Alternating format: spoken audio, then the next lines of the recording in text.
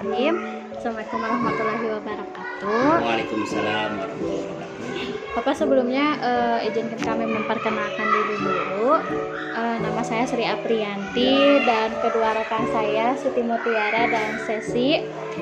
Kami dari Universitas Pendidikan Indonesia jurusan Pendidikan IPS. Tujuan kami ke sini yaitu untuk wawancara mengenai manajemen keuangan di sekolah gitu, Pak. Nah, kalau boleh tahu nama Bapak siapa? Nama saya Agus Muhammad. Kebetulan Bapak di sini sebagai wakil kepala sekolah bidang sarana.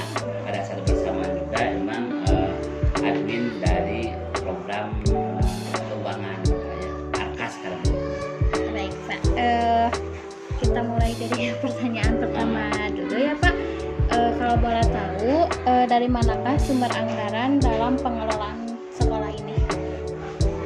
Tanggung jawab sekolah ini kan masyarakat dan pemerintah ya. Jadi di masyarakat ada, di pemerintah ada.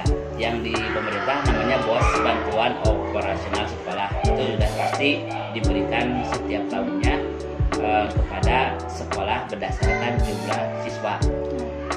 Ada juga dari masyarakat yang tentunya hasil dari musyawarah dengan komite sekolah. Beda dua ya. Jadi dari pemerintah sama dari masyarakat. Betul ya.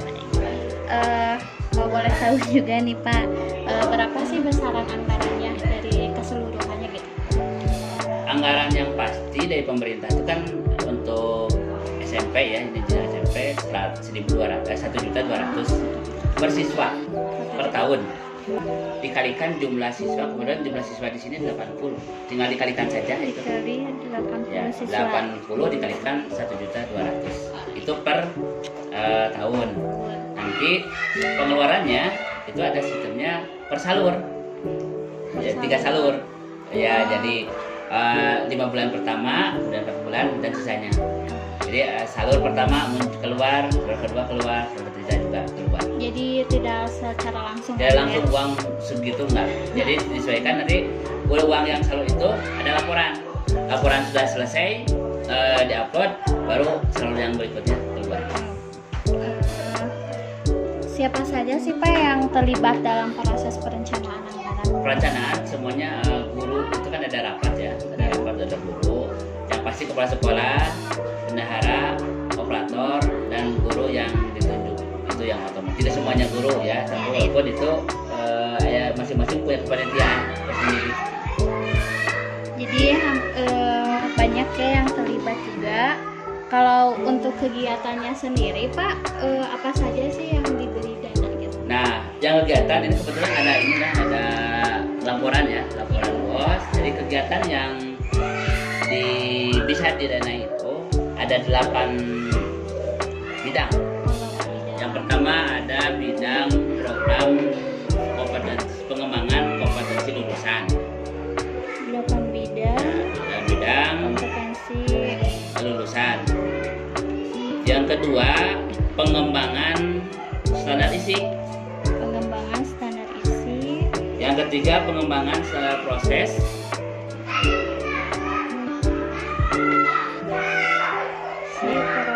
Proses. Kemudian yang keempat, penyediaan sumber belajar. Penyediaan sumber belajar. Ya.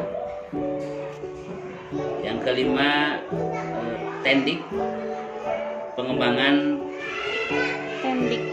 pengembangan pendidik dan tenaga pendidikan tadi. Kemudian yang kelima ya, pengembangan sarana prasarana sekolah. Kemudian yang keenam, pengembangan standar pengelolaan. Yang ketujuh, pengembangan standar pembiayaan. Yang kedelapan, pengembangan dan implementasi sistem penilaian. Jadi itu poin-poin itu yang dibiayai oleh BOS.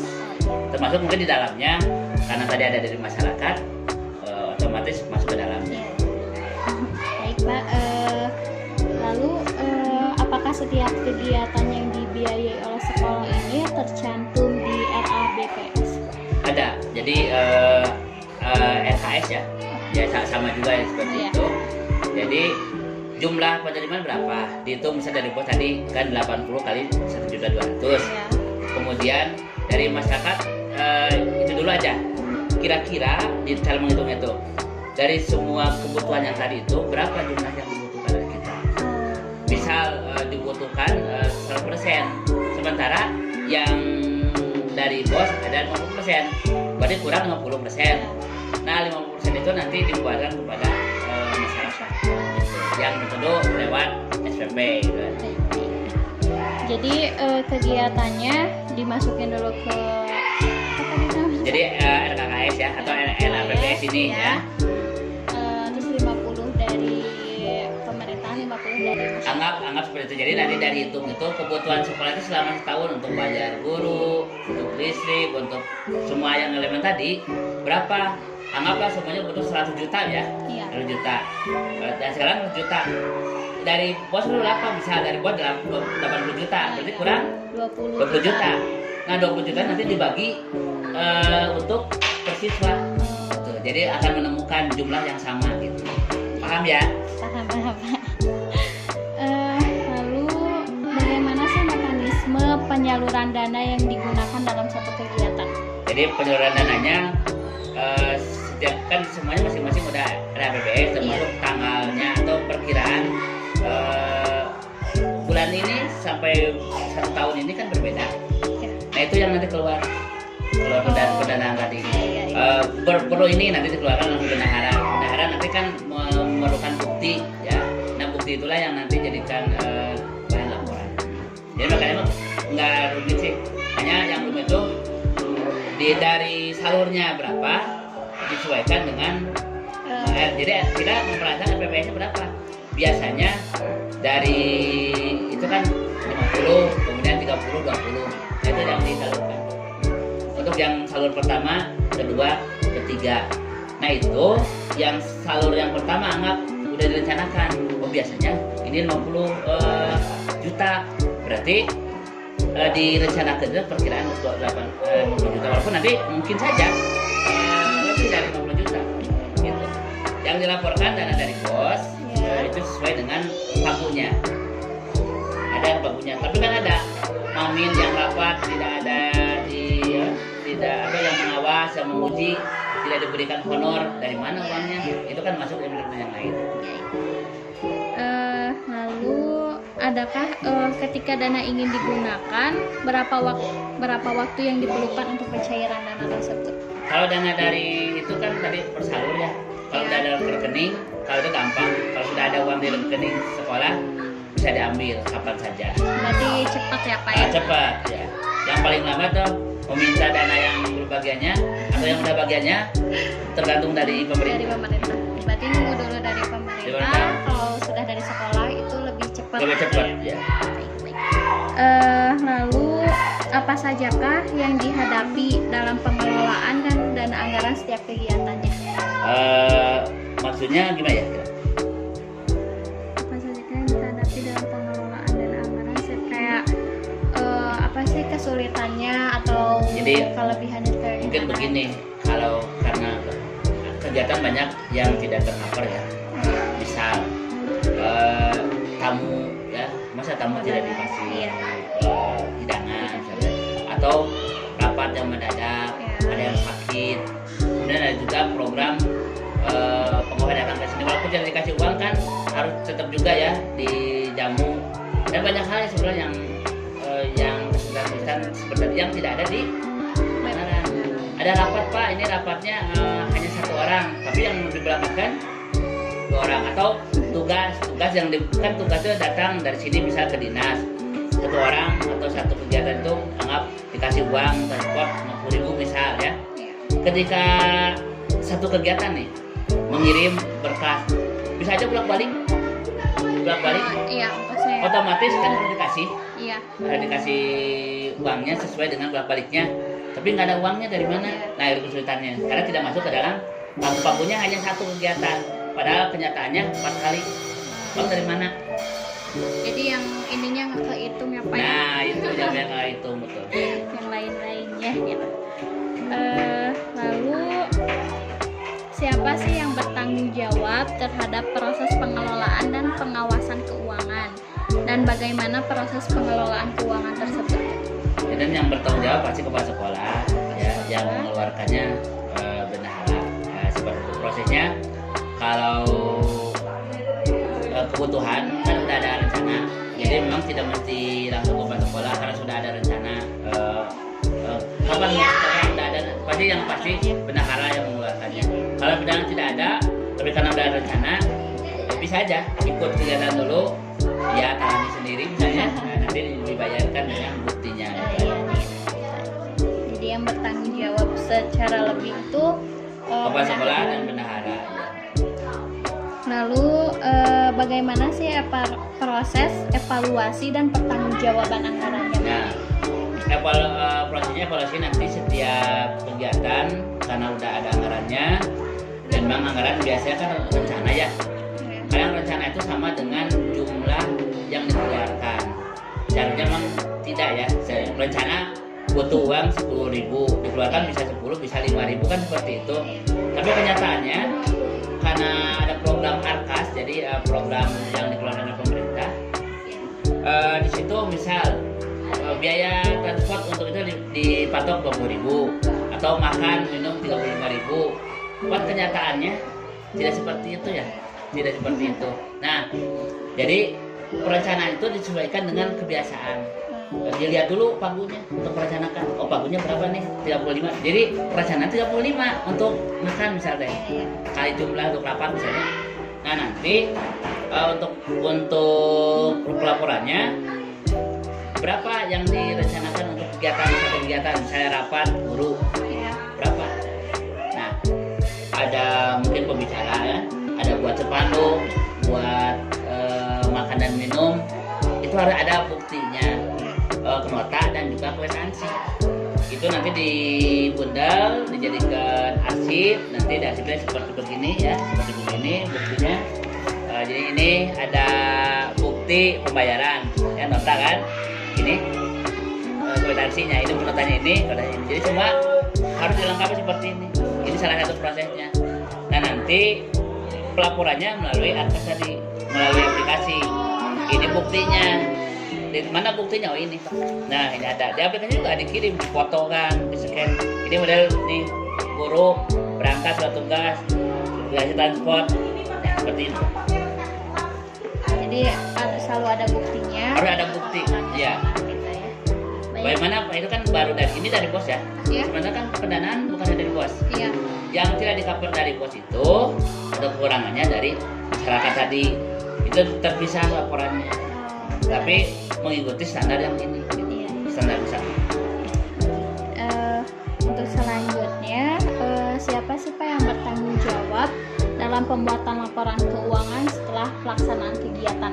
Jadi setelah kegiatan yang ditunjuk, kan ada yang tunjuk nih, ada kepanitiaan tunjuk tanggung jawab itu. Tapi nanti dikumpulkan di bendahara. Bendahara itu yang melaporkan untuk kegiatan lewat aplikasi dan juga seperti ini yang dikumpulkan ini. Jadi dari orang yang ditunjuk baru ke bendahara ke laporan ya. Ini yang terakhir, berapa sih Pak persentase dari keberhasilan pelaksanaan yang telah disusun? Ya. Sebetulnya ini melewati ya kendalanya, karena anggaplah yang disusun 100% itu tercapai. Hanya mungkin dari pendanaan tadi ya banyak yang tidak tercover. Ya, walaupun sebetulnya banyak juga yang tidak tercover di rencana, karena rencana udah otomatis kan dibatasi ya, pagunya seperti ini. Jadi banyak kegiatan yang memang tidak tercover di rencana itu juga. Misal ada kegiatan yang kemarin imunisasi gitu ya, kan nggak ada di situnya imunisasi, tapi harus dilakukan. Nah itu mau tidak mau dari mana dananya. Nah itu. Jadi bagaimana presentasinya keberhasilan anggap karena kita merancangnya sesuai dengan pagu yang ada, sehingga dianggap memang sesuai kalau untuk laporan.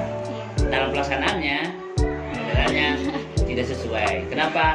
Banyak yang tidak tercover programnya, apalagi dananya gitu. Baik. Mungkin segitu saja pertanyaannya. Jadi intinya anggarannya dari pemerintahan dan masyarakat, yang bertanggung jawabnya kepala sekolah dan bendahara. Lalu lalu untuk keberhasilannya masih ada yang berhasil dan ada yang kesulitan-kesulitan Iya, yang betul. lain gitu. Ya, mungkin itu saja Pak wawancaranya. Terima kasih banyak sudah meluangkan waktu Bapak untuk kami gitu. Saya ucapkan terima kasih banyak. Ya sama-sama, mudah-mudahan bermanfaat. Kalau ada kurang bisa tanyakan kembali ya. Apalagi ya, itu aja. Terima kasih ya. Assalamualaikum. Terima kasih banyak Pak. Wassalamualaikum warahmatullahi wabarakatuh. Waalaikumsalam.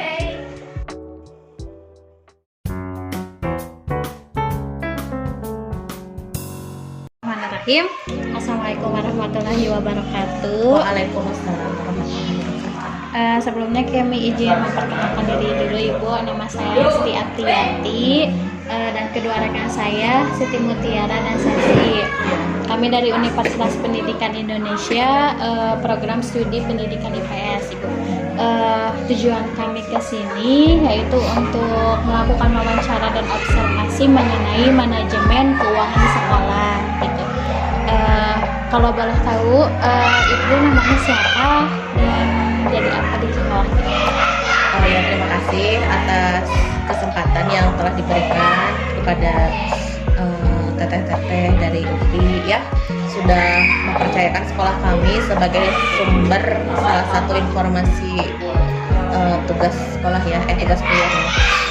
Saya dengan Ibu Nunung, saya di sekolah menjadi guru matematika dan tambahannya sebagai bendahara sekolah.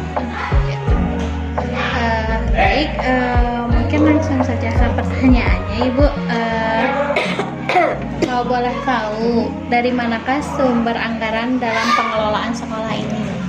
Kalau di sekolah kami kan ini sekolah swasta ya. Jadi kalau sekolah swasta itu berbeda dengan negeri, di mana negeri mah sumbernya hanya satu dari bos ya, dari pemerintah aja. Tapi kalau di sekolah swasta itu kami diperbolehkan untuk menambah sumber dana keuangan sekolah itu dari partisipasi masyarakat, yang itu disebutnya dengan biasanya SPP, SDSP gitu ya, dari masyarakat. Jadi sumber keuangan itu ada yang dari pemerintah yang kita terima dana BOS, dan partisipasi masyarakat berupa SPP dan DSP dari orang tua siswa. Walaupun kita ini sekolahnya swasta di bawah yayasan, untuk keuangan kami tidak menerima ada anggaran dari yayasan gitu. Jadi betul-betul sekolah mengelola mandiri. Jadi dari pemerintah dan dari masyarakat. Kalau boleh tahu juga Bu, siapa saja sih Bu yang terlibat gitu dalam proses perencanaan anggaran di sekolah? Ya, dalam penyusunan RAKS ya, rencana anggaran keuangan sekolah itu, tentunya yang terlibat adalah manajemen sekolah, di mana manajemen sekolah itu kepala sekolah, para wakasek dan staf, terus bendahara, dan juga ditambah dengan komite sekolah dan perwakilan orang tua. Baik Bu, kalau untuk kegiatan sendiri, apa saja Bu kegiatan yang biasanya dibiayai? Oh ya, kalau untuk kegiatan itu harus mengacu kepada 8 standar nasional pendidikan. Jadi memang sudah ada aturannya ya. Itu ada 8 standar pendidikan, mulai dari standar isi, standar proses, standar SKL, keuangan, terus PTK ya, sarana prasarana dan penilaian gitu sih. Ada 8 standar itu. Jadi kita memang harus mengacu ke sana. Jadi kegiatannya apapun juga di sekolah sebetulnya bisa ya, selama itu memang dibutuhkan dan dilakukan. Misalnya untuk PAS atau PTS, PAS itu kan berarti masuknya ke komponen penilaian gitu ya. Misalnya ada lagi kalau siswa baru ada MOS ya atau MPLS, nah itu masuknya ke SKL gitu. Jadi misalnya pengadaan laptop, pengadaan komputer, nah itu masuknya ke sarana gitu. Jadi kita kegiatan sebenarnya apapun bisa gitu ya, termasuk kebutuhan guru-guru di sekolah, misalnya air minum gitu, galon itu juga masuk dari BOS, itu bisa, asal saja jelas untuk apa gitu dan masuk ke standar mana. Berserta dengan buktinya juga. Beserta dengan berarti bukti ya, Bu, ya. tentunya ya. Baik, Bu, kalau misalnya mekanisme penyaluran dana tersebut untuk kegiatannya bagaimana ya Bu? Kalau misalnya penyaluran dananya, misalnya gini ya, bidang kesiswaan nih ya mau mengadakan kegiatan peringatan HUT RI Agustusan ya. Jadi panitia HUT RI itu membuat proposal mengajukan dana kepada sekolah, kepada kepala sekolah. Nanti kepala sekolah yang memberikan kewenangan ya. Misalnya pengajuan 1 juta nih untuk pengadaan kegiatan HUT RI. Lalu kita lihat mana untuk apa saja. Ternyata ada dana yang bisa dipangkas. Ini terlalu besar untuk konsumsi misalnya. Mendingan dipindahin ke hadiah misalkan, atau ini terlalu besar untuk apa gitu. Jadi dari 1 juta itu bisa cair semua, bisa juga Tidak. sesuai dengan lolos tidak gitu ya, item apa saja ini, dan itu kewenangan dari kepala sekolah. Berarti harus dari persetujuan ke kepala sekolah. Tapi mutlak kalau kegiatan-kegiatan itu harus ada pengajuan dulu proposal. Kecuali yang reguler kayak honor itu kan udah dipatok ya, itu mah udah nggak usah, karena udah dari memang di di manajemen sekolah memang udah ada anggarannya. Tapi kalau kegiatan-kegiatan itu harus mengajukan dulu proposal, dan nggak bisa juga dadakan karena kan kita udah dari awal udah ngerancang. Biasanya itu kalau pengajuan proposal seberapa lama gitu? Sebetulnya kalau sebenarnya gini, kayak kita di awal tahun itu ketika penyusunan RKS kan udah dianggarin ya, kegiatan peringatan keagamaan, kegiatan peringatan Hari Besar Nasional. Misalnya total nih 5 juta gitu ya setahun. Tapi kan tidak dipecah-pecah kegiatan Maulid Nabi, Isra Mi'raj, Sanlat, nggak kayak gitu. Nah itu tugasnya kesiswaan untuk menginikan. Jadi kita karena alokasinya sudah ada di RKAS, mereka mengajukannya walaupun tidak jauh-jauh hari, misalnya seminggu sebelum kegiatan aja nggak apa-apa, karena memang alokasinya udah ada gitu. Kecuali kalau yang memang pengadaannya mendadak, itu harus dilihat dulu. Oh ini alokasinya nggak ada nih direncanakan di awal, tapi urgent ya, butuh gitu. Nanti kita paling mengalihkan gitu dari yang tapi yang sama gitu, yang ini misalkan ada nih anggaran sarana 10 juta, baru kepake 5 juta, ada 5 juta lagi tadinya untuk apa gitu ya. Ternyata ada yang urgen nih harus diinikan, ya berarti yang direncanakan awal ke sana dipangkas untuk ke yang ini gitu. Tapi tetap di bidang yang sama. Iya. Baik.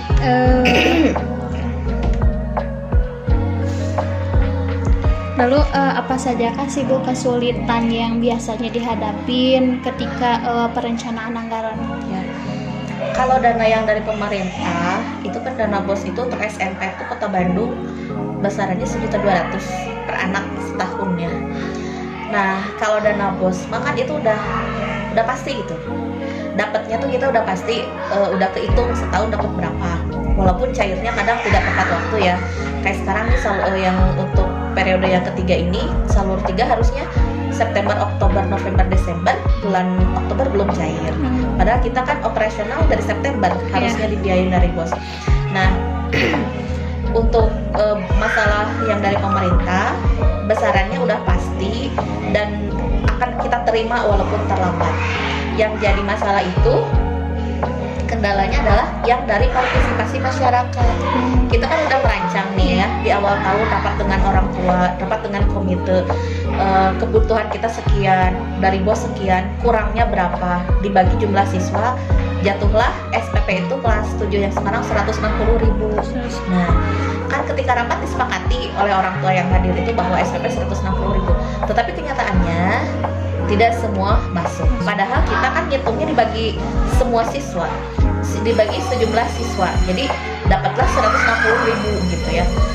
Kenyataannya dari seluruh siswa itu tidak bayar 100%. Yang bayar paling hanya 50% atau 60%. Nah, yang sisanya ada yang siswa RMP itu yang apa sih yang harus dibantu lah gitu ya. Menengah ke bawah ekonominya, sehingga ada yang bayar, ada yang tidak, atau kalaupun bayar ada yang tidak full gitu. Jadi kalau yang lain 160 dia mah dapat potongan 50% gitu, atau bayarnya yang lain udah 10 bulan dia baru 1 bulan. Nah itu kondisinya begitu. Akhirnya ketika terjadi keterlambatan dana BOS dan sekolah harus mengatasi nalangin lah gitu ya. Kalau dari siswanya, dari partisipasi masyarakatnya, dari orang tuanya tidak lancar, nah itu yang jadi kendala. Gitu. Jadi yang dirasakan sih itu ya. Berarti kalau misalnya ada anak-anak yang kesulitan buat bayar gitu Bu, itu kan otomatis diiniinnya sama sekolah gitu. Ya. Nah itu biasanya ditalanginya itu dari mana Bu? Kalau saya biasanya gini, kalau untuk anak yang kan tadi kata saya bayar 50-60% ya, berarti anggaplah 40%-nya itu tidak lancar ya. Kalaupun bayar hanya beberapa bulan gitu, tidak full.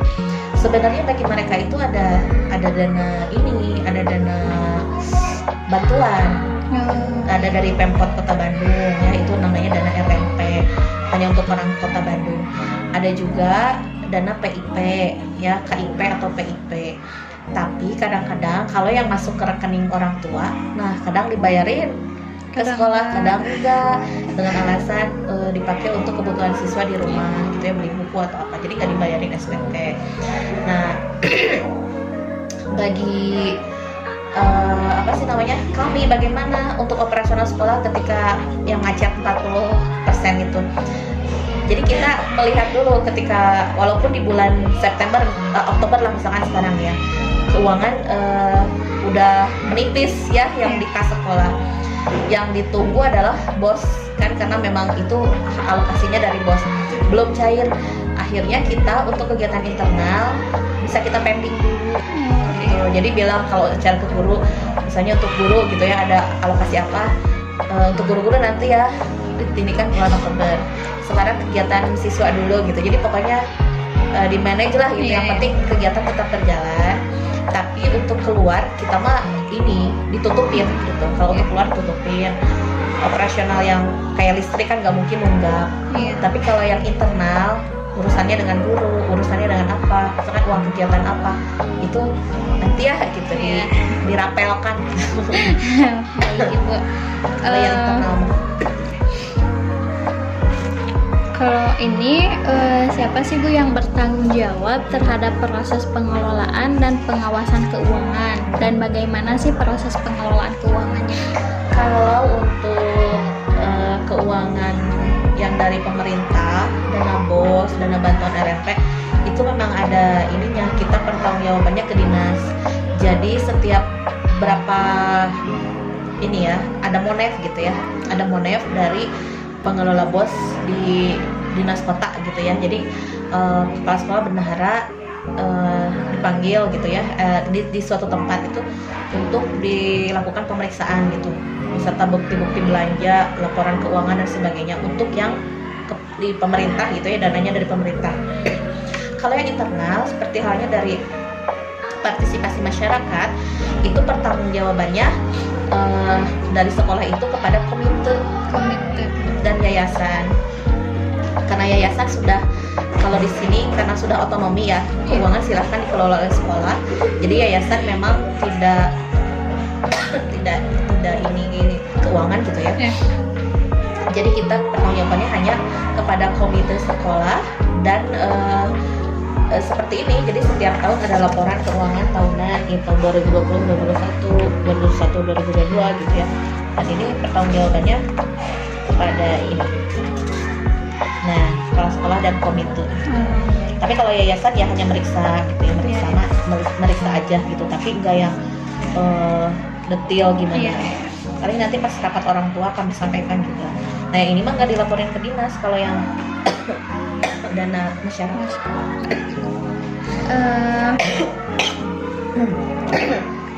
Kalau boleh tahu gitu, bagaimana sih proses evaluasi dan pertanggungjawabannya? Ya, kita memang setiap akhir tahun itu pihak manajemen sekolah ya mengevaluasi segala hal gitu ya, tentang kinerja, tentang keuangan, dan pasti di akhir tahun itu kita tahu kayak ini tahun 2021 2022. Nah, ada kayak gini kan. Ada mana ya? Nah, misalkan ini pemasukan dari ini saldo tahun lalunya 30 juta misalkan. Ini jumlah pemasukan DSP SPP setahun segini, pengeluaran segini dan seterusnya. Ada saldo berapa? 5.226.000 misalkan gitu ya. 5.226.000. Nah, dari sini ini apa namanya? Jadi saldo kan gitu ya. Nah, nanti kita evaluasi apa yang membengkak gitu dari pengelolaan, apa ini yang itu nanti dievaluasi, terus dilihat apa ini yang ini sarana besar sekali nih tahun kemarin 33 juta, apa yang kurang, pengadaan perpustakaan hanya 3 juta. Nah, nanti tahun berikutnya itu dilakukan evaluasi gitu. Pernah juga kita minus, pernah. Itu kalau misalnya minus kayak gitu ibu ditanganinya kayak gimana? Itu jadinya dari penerimaan tahun berikutnya. Iya. Jadi kita udah apa sih namanya, misalkan dulu pernah minus 7 juta. Nah, dari yang tahun ajaran baru pemasukan awal-awal itu dibayarin dulu gitu. Berarti untuk tahun selanjutnya anggarannya lebih dikurangin gitu ya. Jadi misalkan ngambil dari jatah sarana nih, untuk kada yang dulunya misalkan membengkaknya karena pengadaan lab gitu ya. Misalkan 7 juta. Jadi di anggaran sarana yang tahun berikutnya dikurangin karena untuk bayar yang sebelumnya. Gitu. Atau misalnya yang lain misalkan ya, membengkaknya di apa gitu, di kegiatan apa. Nah, itu dikurangin gitu. Mungkin ini yang terakhir Bu, seberapa persenkah persentase kesuksesan dari kegiatan yang didanai gitu? Kalau kegiatan ya alhamdulillah, kalau saya lihat ya sejauh ini dari apa sih namanya, dari pelaksanaan kegiatan yang menggunakan anggaran sekolah, keberhasilannya bagus ya, maksudnya dari pemanfaatan keuangannya maksudnya gitu ya. Ya mungkin 90% ya, bisa juga nggak pernah mengukur ini ya, tapi maksudnya ketepatan penggunaan gitu ya, itu alhamdulillah sih karena terpantau, terus ada laporan, jadi tepat sasaran gitu. Tapi kalau dimaksudnya keberhasilannya itu dari apa ya, jumlah peserta yang ikut gitu ya. Nah, kadang-kadang anak-anak walaupun itu didanai dari sekolah, misalkan kayak kegiatan apa gitu ya, kunjungan kemana itu dan didanai dari sekolah. Nah, kadang tidak semua siswa ikut. Ya, jadi misalnya dari sekolah nih udah untuk tiketnya, untuk ininya. Nah, siswa ongkosnya misalkan gitu ya. Nah, kadang nggak ikut karena nggak punya ongkos gitu. Jadi akhirnya kegiatan berjalan. Sekolah juga memberikan subsidi, tapi kadang secara jumlah siswa tidak semua ikut gitu, karena ada yang nggak punya ongkosnya, ada yang apa. Tapi kalau memang itu terjadi sih, kalau merekanya ada komunikasi kepada kita, tidak ikut karena alasan seperti tadi, pasti kita kita bantu gitu. Oh, nggak ada ongkos, ikut aja. Nah, nanti kan kita urusin internal sekolah. Tapi ketika tidak ada komunikasi, kita nyangkanya kan kenapa gitu ya nggak ikut ya. Akhirnya dari absen misalkan yang harusnya ikut 100 orang jadi hanya 85 gitu, 90. Tapi kalau dari program-program yang dirancang dan rencana anggaran yang direncanakan sih, kalau kata saya keberhasilannya 90%-an gitu. Baik Ibu. Tapi kalau yang tadi yang dari SPP siswa itu mah selalu setiap tahun kalau saya hitung harusnya setahun itu dapat berapa gitu ya. Nah, itu tuh jatuhnya di 60% lah. Karena memang berarti banyak banget ya Bu kurangnya. Tapi kadang kalau dari pemerintah ada bantuan itu yang RMP itu juga membantu. Karena memang alokasinya untuk SPP. Tapi kalau nggak ada bantuan ya udah. Baik Ibu, mungkin segitu saja pertanyaan dari kami. Terima kasih karena sudah meluangkan waktu Ibu untuk membantu kami gitu. Sama-sama, terima kasih juga ya Teh. Assalamualaikum warahmatullahi wabarakatuh. Waalaikumsalam.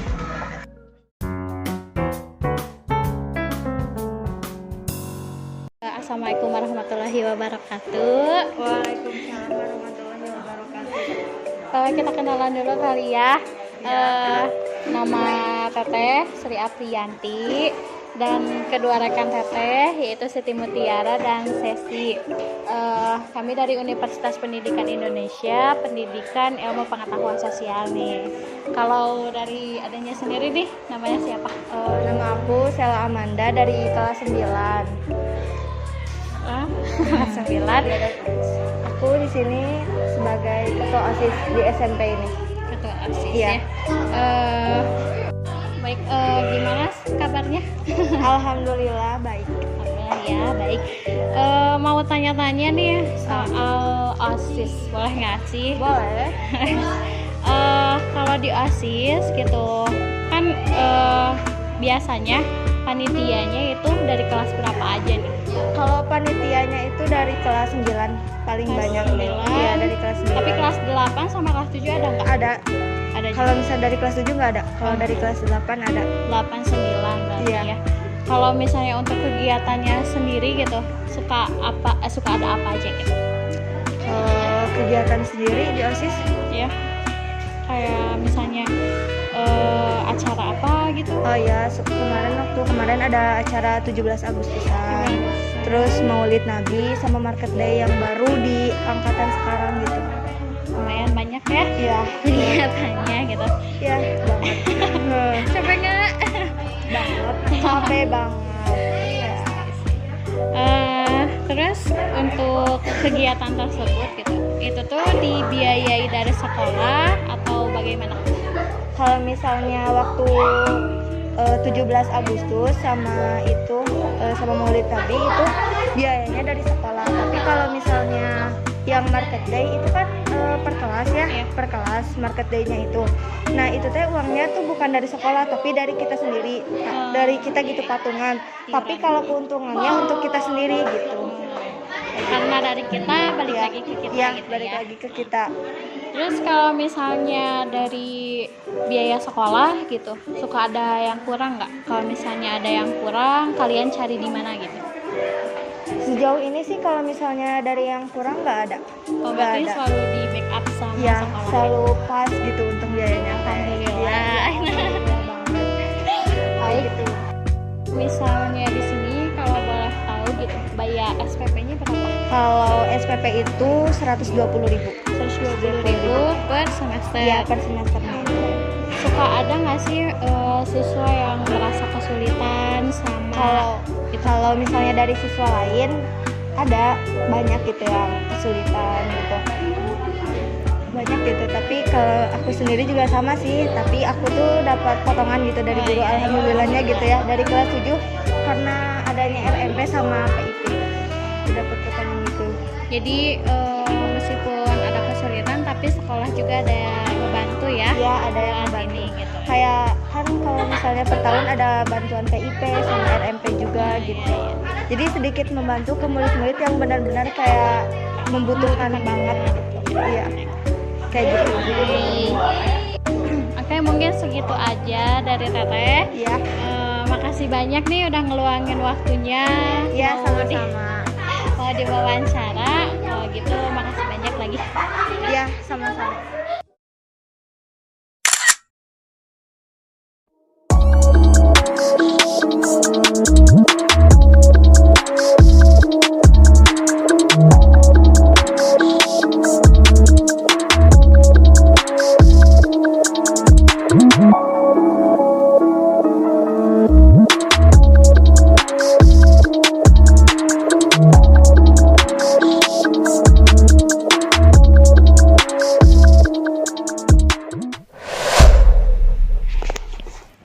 Kesimpulannya, sumber anggaran SMP Miftahul Iman berasal dari dana BOS dan partisipasi masyarakat atau SPP.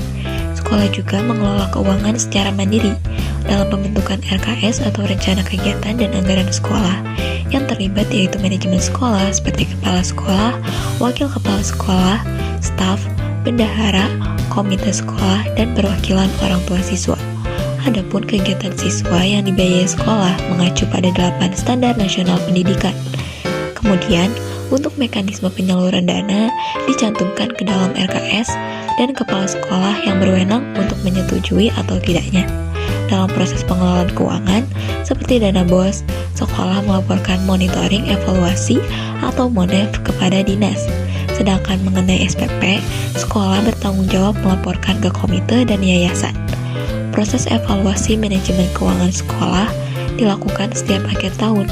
Persentase kesuksesan dari penggunaan anggaran sekolah cukup berhasil dengan persentase 90%.